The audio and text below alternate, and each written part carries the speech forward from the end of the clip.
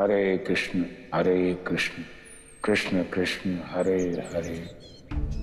सखा सुदामा, मैं तुम्हारा ये श्राप तब तक दूर नहीं कर सकता जब तक कि तुम द्वारका आकर मुझे ये चावल ना दे दो। हरे कृष्ण कृष्ण कृष्ण हरे हरे।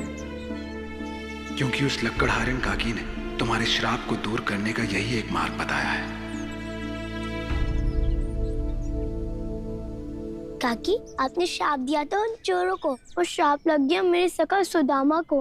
किंतु ये कैसे हो सकता है? वो चोर आश्रम में चावल की पोटली फेंक गए थे और मेरे सखा ने उन चावलों को खा लिया।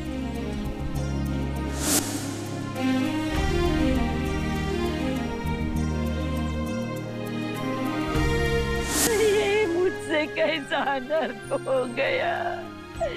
एक निर्दोष को जीवन पर दरिद्र होने का श्राप दे दिया।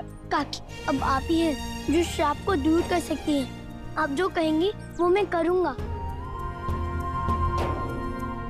अपने सखा को श्राप मुक्त करने के लिए मैं कुछ भी कर सकता हूँ। आप तो बस एक छोटे से बालक हो, आप क्या कर सकते हो? काकी, अब करके तो देखिए, मैं आपके मन की सारी इच्छा पूर्ण कर दूंगा।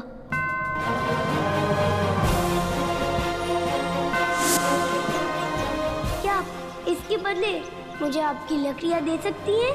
क्यों नहीं? इससे मेरी आधी भूख तो मिट जाएगी। इनसे थोड़ी भूख नहीं, अभी तो पूरी भूख मिट जाएगी। क्या आप मुझे मेरे नारायण के दर्शन करवा सकते हो? काकी, मैं तो एक साधारण सा ग्वाला हूँ। नहीं, तुम कोई साधारण ग्वाले नहीं हो। तुम्हें अवश्य ही मेरे पास नारायण ने भेजा है। मैं तुम्हें तब तक नहीं जाने दूंगी जब तक तुम मुझे नारायण के दर्शन नहीं करवा देते।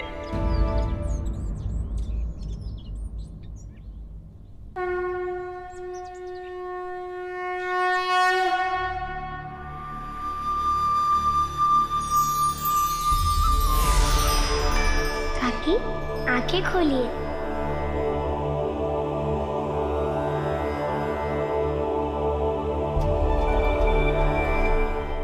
प्रभु, इसका अर्थ है कि इस दुखियारी को उस दिन आप स्वयं भोजन देने आए थे।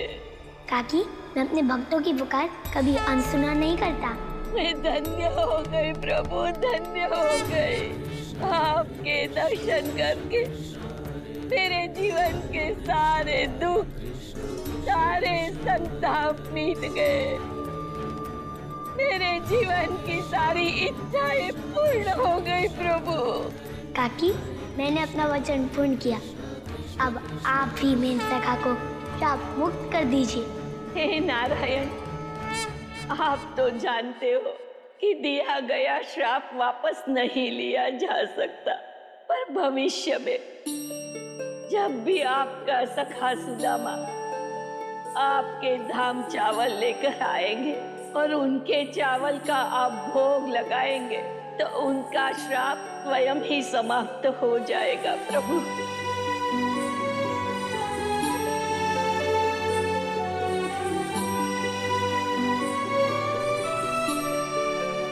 इसलिए सखा, अब मुझे बस एक ही बात की प्रतीक्षा है कि तुम कब द्वारका आओ और मैं तुम्हारे दिए हुए चावल ग्रहण करूं, ताकि वे श्राप और तुम्हारी दरिद्रता समाप्त हो सके।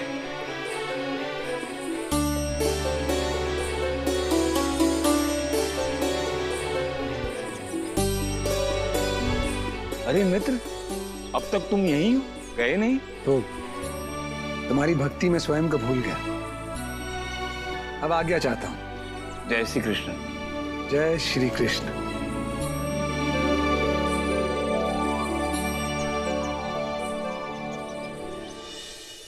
चला सुदाए कृष्ण से मिलने, चली है धड़कन मन से मिलने, चला सुदाई कृष्ण से मिलने। मधुर मिलन की आस लिए है, मन में ये विश्वास लिए है, भक्त को होंगे प्रभु के दर्शन, होगा सकरथ मेरा जीवन। अब के मिलेंगे कृष्ण मुरारी, अब के मिलेंगे कृष्ण मुरारी, हर लेंगे हरि विपदा सारी। मेरे सखा, मेरे प्रभु का धाम, पुण्य स्थली द्वारिका,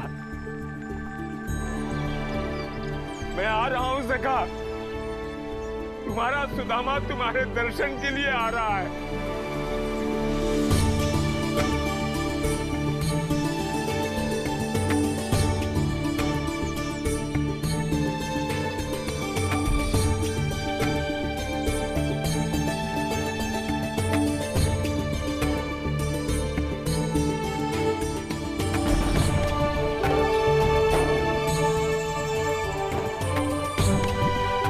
जय श्री कृष्ण बहन। जय श्री कृष्ण। जय श्री कृष्ण भाई। जय श्री कृष्ण। अरे अरे अरे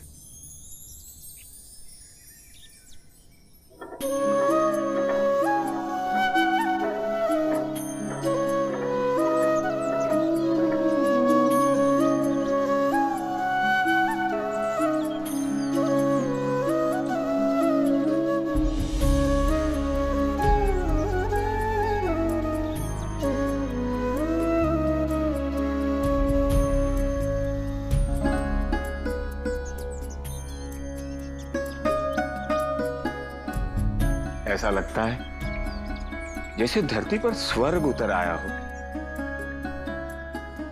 सब लोग सुखी, सबके चेहरे पर कृष्ण की मुस्कान। सखा, तुम ही बसा सकते हो ऐसो धाम। हाँ।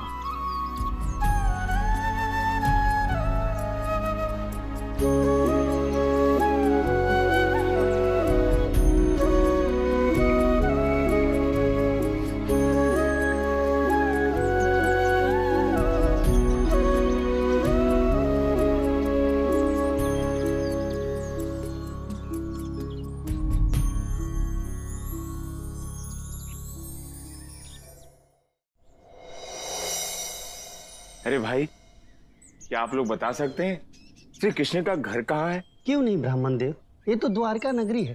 यहाँ ना जाने कितने सारे कृष्णा रहते हैं, पर आप किस कृष्णा को ढूंढ रहे हैं? अरे कोई भी कृष्णा हो भाई, मिल ही जाएगा। ब्राह्मण देव लगता है बहुत दूर से आए हैं, पहले इन्हें भोजन और पानी के लिए तो पूछ लो। नहीं नहीं नहीं, भोजन तो मैं अपने कृष्ण के घर जाकर ही करूंगा।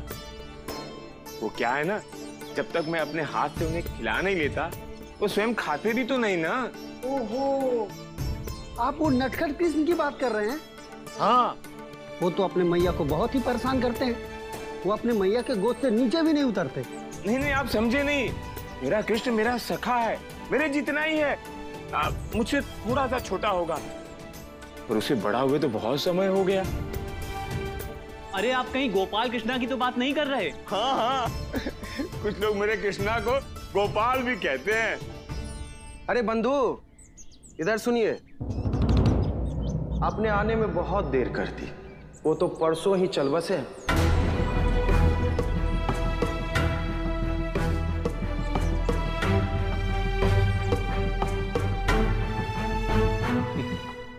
आप लोग समझ नहीं रहे हैं, वो तो मृत्युंजय हैं। ये हम स्वयं उनसे डरते हैं। वो तो सुख के दाता है, पालनहार है, जीवन दाता है वो। कहीं आप द्वारकाधीश श्री कृष्ण की बात तो नहीं कर रहे? इतनी देर से मैं उन्हीं का पता तो पूछ रहा हूँ, पर आप लोग द्वारका में रहते हुए भी मेरे सखा को पहेली की तरह बुझा रहे हो। ब्राह्मण देव, इसमें दोष हमारा नहीं, आप ही का है। अरे द्वारकाधीश को लोग बंधु कहते हैं, पिता कहते हैं, भगवान कहते हैं, पर उन्हें सखा कहने की आज तक किसी ने दुस्साहस नहीं की। वो इसलिए कि मेरे कृष्ण का एक ही तो सखा है, सुदामा, और वो मैं हूँ। और आज मैं पहली बार अपने सखा के नगरी में आया हूँ। वाह, भिक्षा मांगने के लिए अच्छा स्वांग रचाया है आपने। मैं बोला स्वांग क्यों रचाऊंगा, मैं तो अपने कृष्ण से मिलने आया हूँ। देखो भाइयों देखो, ना सर पर पगड़ी है ना पैरों में प्यानी, और अपने आप को वासुदेव का सखा बताते हैं।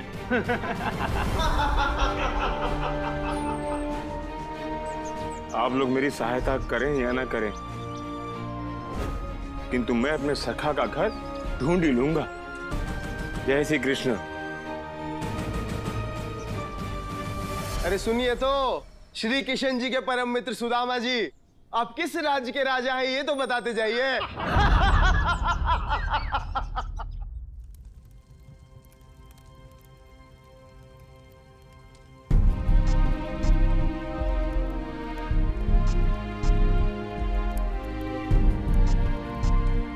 प्रभु,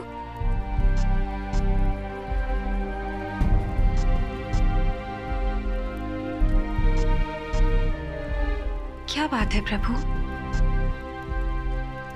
आपका सखा तो द्वारका आ चुका है ना, तो फिर आपके मुख पे ये चिंता कैसी है? देवी, एक भक्त की वास्तविक परीक्षा तब आरंभ होती है जब वह मंदिर के द्वार तक पहुंच जाता है, क्योंकि कई बार भीड़ के कारण मैं भीतर जा ही नहीं पाता। आप कहना क्या चाह रहे हैं प्रभु? देवी, मुझे भय है द्वारका के लोगों के मन में मेरे मित्र के प्रति जो अविश्वास है, कहीं उससे मेरे मित्र का विश्वास न डिग जाए। यदि ऐसी बात है प्रभु, तो आप स्वयं सुदामा से मिलने क्यों नहीं चले जाते? देवी, मैं भी यही चाहता हूं, किंतु यदि मैंने ऐसा किया तो मैं भी उन लोगों में सम्मिलित हो जाऊंगा तो मेरे मित्र की मित्रता पर संदेह करते हैं। इसलिए सुदामा को अपने विश्वास की लड़ाई स्वयं लड़नी होगी। मैं अपने मित्र से तब तक मिलने नहीं जा सकता जब तक ये स्वयं मुझे कोई संदेश नहीं देते।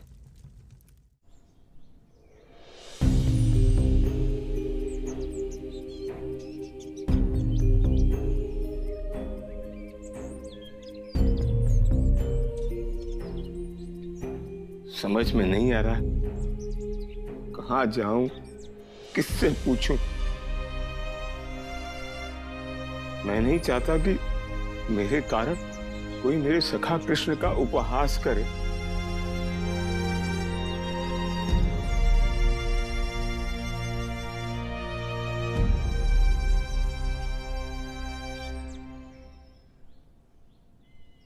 भाई, थोड़ा जल मिलेगा क्या? क्यों नहीं?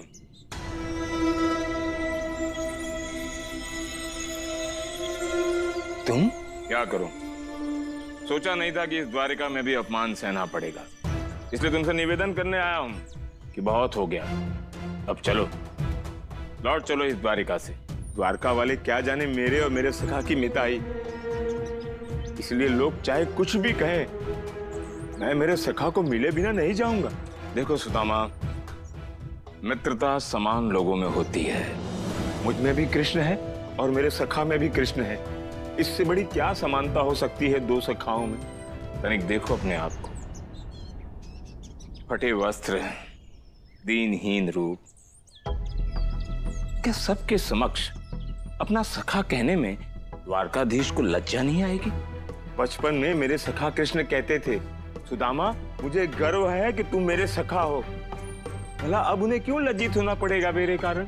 सुदामा, तुम कहते हो ना कि तुम्हारे प्रभु सब जानते हैं, तो सब कुछ जानते हुए भी वो तुमसे अब तक मिलने क्यों नहीं आए? भगवान तब तक भक्त से नहीं मिलते जब तक भक्त उनके द्वार पर अपना माथा नहीं टेक दे। कहीं ऐसा तो नहीं कि श्री कृष्ण तुमसे मिलना ही नहीं चाहते हो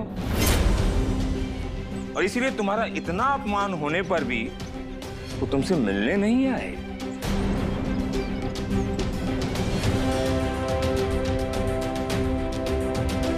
मेरे प्रभु कृष्ण क्या चाहते हैं ये तो मैं नहीं जानता,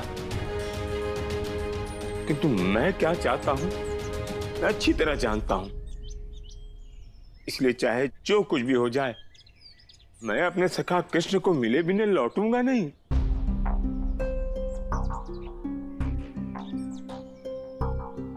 किंतु समझ में नहीं आ रहा कौन सा मार्ग मेरे सखा के धाम जाता है।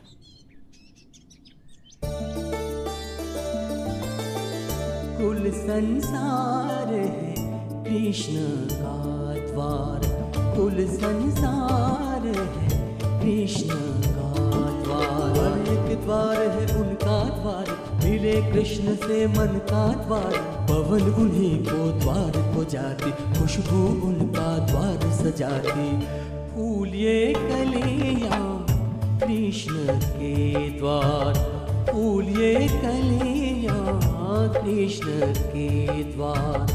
जाती खुशियां कृष्ण के। अब मुझे समझ में आ गया, मेरे सखा से मिलने से कोई नहीं रोक सकता। तुम भी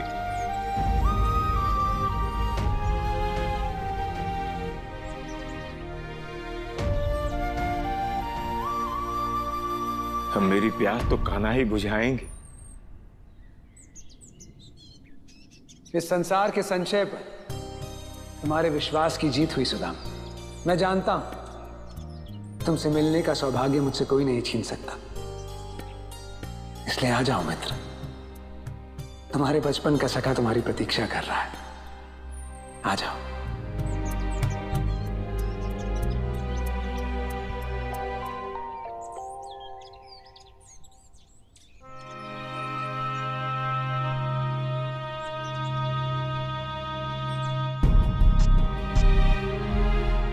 रुको, कहाँ चले जा रहे हो?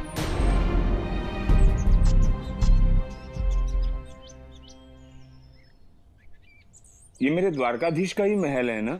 हाँ, उन्हीं का महल है, पर तुम्हें उनसे क्या काम है? अब एक मित्र अपने मित्र के यहाँ किसी काम से थोड़े ही आता है। मैं तो अपने सखा से मिलने आया हूँ। सखा द्वारकाधीश के, और तुम? अरे द्वारपाल जी, सुनिए सुनिए, देखिए कौन आए हैं, द्वारकाधीश के सखा। अगर आपने इनके दर्शन ना किए हो तो कर लीजिए, पता नहीं कभी अवसर मिले या ना मिले। यदि आप लोगों को मेरी बात पर विश्वास नहीं है तो जाइए और कहिए मेरे सखा से कि उनका मित्र सुदामा आया है। श्री कृष्ण स्वयं समझ जाएंगे। देखिए ब्राह्मण देव, ये द्वारका है, यहाँ कोई द्वारकाधीश का शत्रु तो है नहीं, सभी उनके मित्र हैं। इसीलिए आप पहले अपने घर जाइए और ये सोच करके आइए कि आपको अपने मित्र से कार्य क्या है। ये सब क्या है? द्वारकाधीश के द्वार पर एक ब्राह्मण का उपहास कैसे कर सकते हो तुम लोग? क्षमा महामंत्री, ये ब्राह्मण कुछ विक्षिप्त लगता है। हाँ महामंत्री जी, अपने आप को द्वारकाधीश का सखा कह रहा है। आप भले मानुस दिख रहे हैं, बस मेरा निवेदन मेरे सखा तक पहुंचा दीजिए। इसके अतिरिक्त मुझे और कुछ नहीं चाहिए।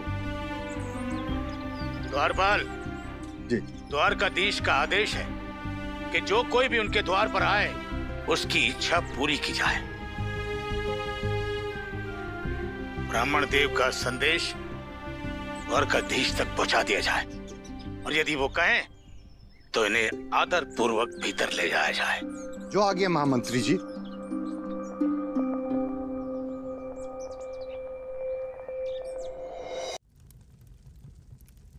प्रभु, कुछ खा लीजिए ना, आपने कल रात से कुछ नहीं खाया। देवी, मेरा सखा आ रहा है ना, वो जो भोजन लाएगा मैं वही ग्रहण करूंगा। मित्र का लाया हुआ भोजन? अब मैं कुछ समझी नहीं प्रभु। द्वारकाधीश की जय हो। बोलो द्वारपाल, क्या सूचना लाए हो? महाराज, द्वार पर एक निर्धन ब्राह्मण आया है। न उसके सर पर पगड़ी है, न पैर में पन्ही, और उसकी धोती भी फटी हुई है, और वो कुछ पागल सा प्रतीत होता है महाराज। पागल? तुम्हें कैसे ज्ञात हो गया कि वो पागल है? तुम वैद्य कब से हो गए? क्षमा करें महाराज, लेकिन वो बात ही कुछ ऐसी कर रहा है। वो आपसे मिलने की आज्ञा चाह रहा है महाराज। द्वारपाल, ऋषियों और ब्राह्मणों को मुझसे मिलने की आज्ञा की कब से आवश्यकता पड़ गई? नहीं, वो बात नहीं है महाराज। बात यह है कि वो निर्धन विक्षिप्त सा ब्राह्मण कहता है कि द्वारपाल, मेरे सब्र की सीमा अब टूट रही है। स्पष्ट शब्दों में बताओ, ब्राह्मण क्या कह रहा है? महाराज, वो कहता है कि वो आपका मित्र है।